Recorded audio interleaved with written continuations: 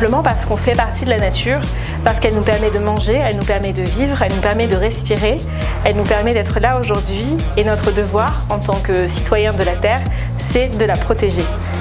Raha simba ity tontolo iainana ity dia tsisy toerana afaka alehako intsony. Izay manandanja anazy amiko. Tontolo iainana no miantoka ny fahavelomantsika. Ny tontolo iainana no manome sakafo, izy ihany koa manome rivotra madio ahafahako miaina, dia izy ihany koa ny toeram-ponenako.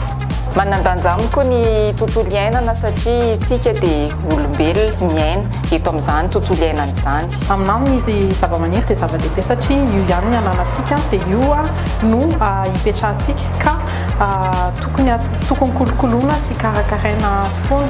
Izay no manodidina antsika eo, na inona ary fandrosoana andeha ho ataontsika, na inona no hoe hiazakazaka ho aintsika, fa raha ny tontolo iainana no simba dia tsy zava-poana ilay izy.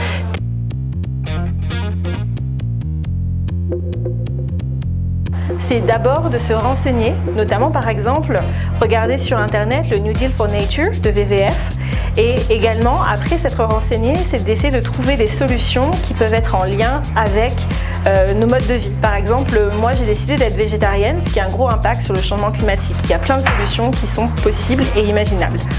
Ohatra hoe raha mihinana bonbon ohatra na biscuit dia tsy manarany fako hoe fa atao anaty kitapo. Afaka koa tsika mamboly any an-trantsika tsy voatery hoe azo be fa mba mamboly kely ohatra hoe manana zava-maniry anankiroa isika any anaty tokantrantsika dia efa anisan'ny fihetsika izay etsika miaro ny tontolo iainana. Isan'izany ny taratasy izay tena ataontsika fonona mofo dia atsipitsika, ndao tsy ariana intsony izany. Manao tri ana déchet dia farako ny mbola azo ampiasaina sy ny tsy azo ampiasaina intsony ary ny azo avadika. Izany hoe manao compostage izany dia avy eo manao recyclage dia manary eny amin'ny fako ihany fa efa ilay tsy azo avadika intsony ariko.